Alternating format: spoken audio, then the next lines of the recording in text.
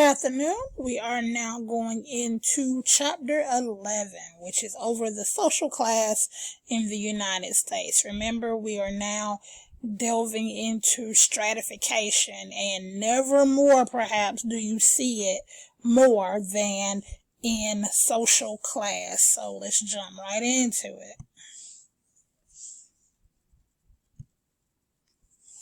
The U.S. doesn't quite have a caste system like other countries.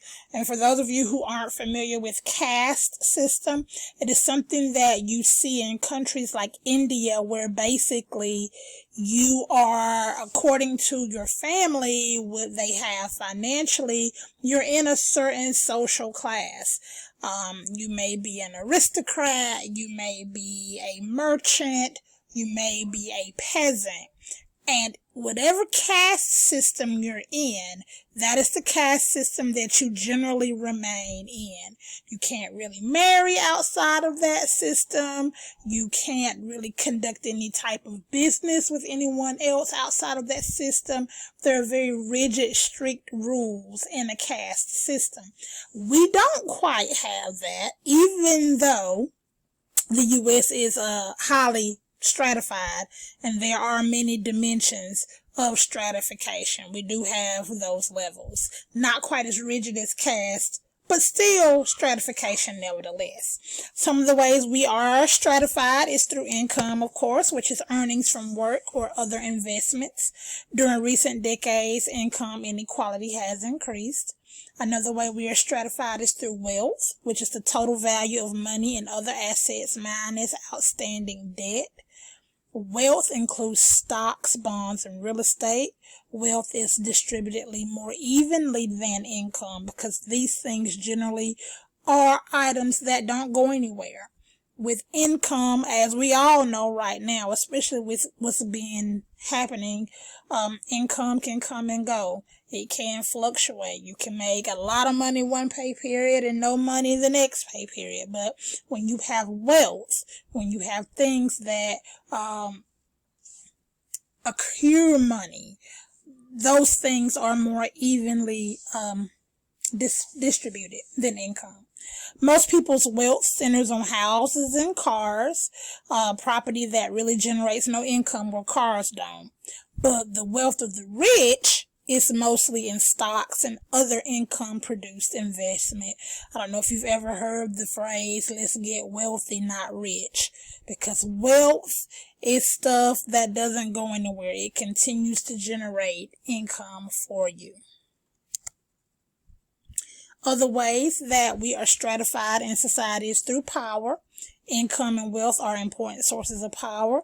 Occupational prestige.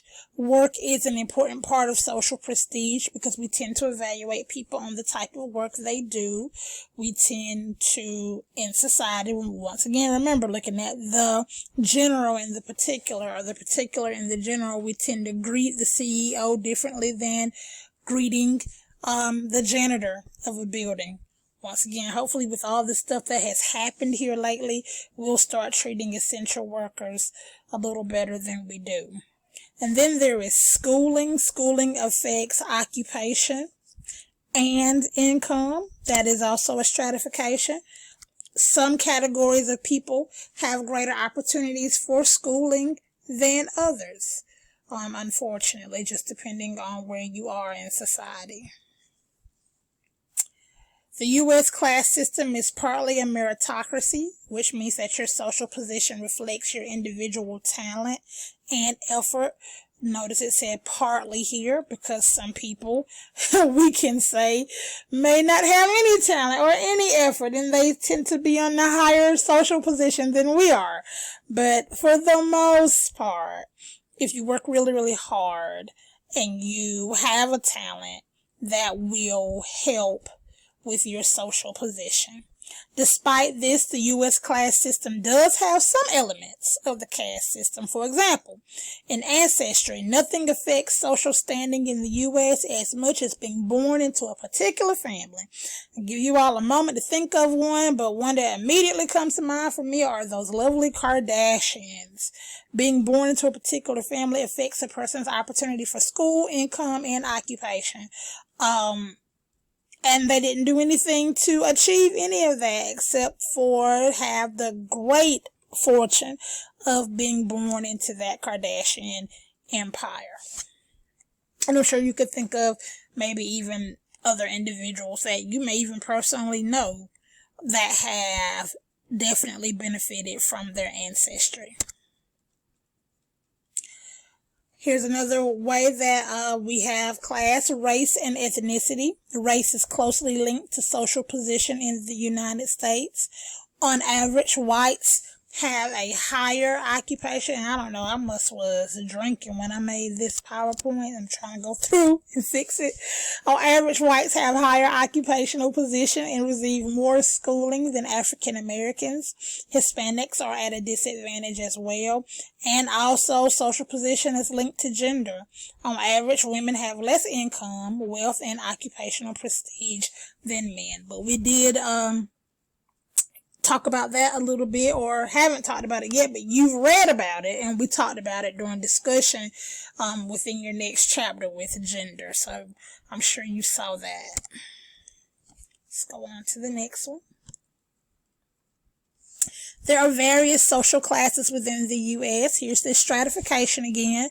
I want you to kind of visualize, if you can, maybe a pyramid or maybe steps. You could do that as well. And at the very top of the pyramid or the steps is the upper class, which is 5% of the population. Now, this class is divided into two groups. The upper middle, which is the old, well, upper, it would be, actually, and the upper middle. Okay, so let me go in and change that as well. Apologies there. Okay. Upper old money, that those are individuals who may have been born into rich families. Think of Rockefeller, Vanderbilt, those type of individuals where that money has been around for centuries and centuries and centuries.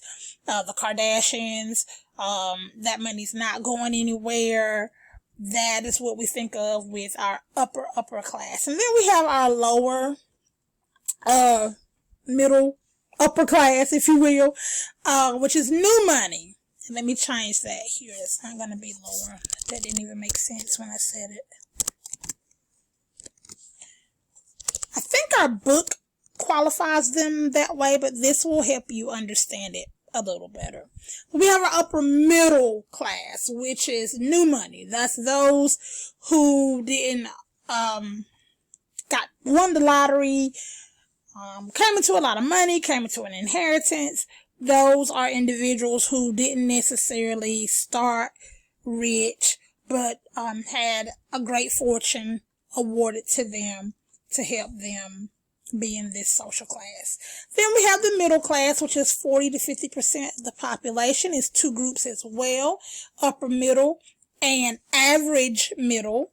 Okay, this class group is closest to the center of class structure. So if you're looking at that triangle or those steps again, they would be right in the middle.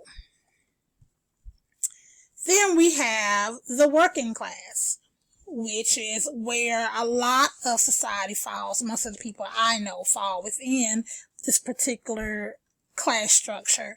This is 30 to 35% of the population. Working class is sometimes called the lower middle class, and most of the people in the working class do blue collar work. Then we're going into the lower class, which is 20% of the population. They lack financial security due to low income. The working poor of the lower class are slightly better off. They hold low paying jobs, so they're able to do a little better than people who are in what you would call abject poverty, what we're getting ready to talk about. The recent recession has increased the size of the lower class all over the U.S. Now, I want you to think this book was written, I think, in 2017, way before this coronavirus stuff has hit. It had already said that the recent recession had increased the size of the lower class. What do you think it looks like now with everything that has happened? That's really scary and concerning to think about. Okay. Now, depending on what class you're in, it makes a difference in a lot of things. I'm going to let you go through and read those on your own. You can imagine how it makes a difference health-wise, some of the attitudes that you may have, even some of the politics that you may have. So I'll let you read those on your own. Now, there is one thing I want to talk about with the difference that class makes, and let's look at family and gender, this part right here.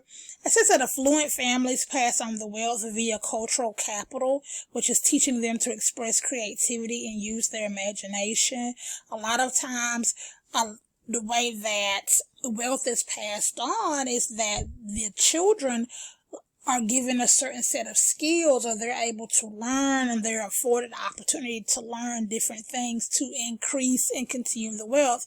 For example, if you have a young child who starts piano lessons at the age of 2, because their parents can afford for them to have a private piano teacher, what do you think is going to happen when that child turns 22? They have accumulated enough creativity, enough talent to continue that wealth. They may end up playing at Carnegie Hall, playing for major concert halls, and that would not be afforded to the everyday American because they're not able to afford maybe a private piano tutor from the age of 2.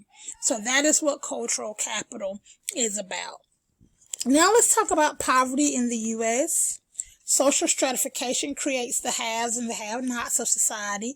The have-nots are classified as either being in relative poverty, which is the lack of resources of some people in relation to those who have more. That would be that working poor that I just talked about. They have some resources, but they lack a lot.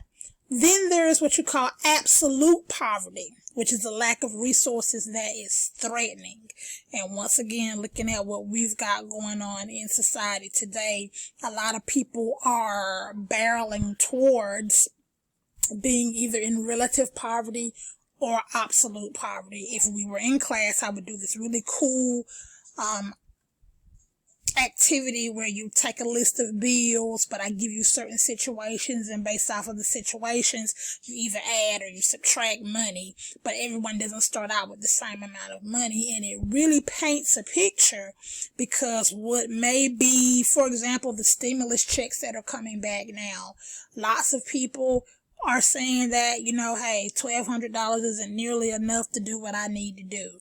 But for some people, $1,200 is the difference between having lights, having water, being able to afford daycare, medical insurance, those type of things. And a lot of times in poverty, those resources can be threatening. Things that we think of and we take for granted are really threatening in this particular class.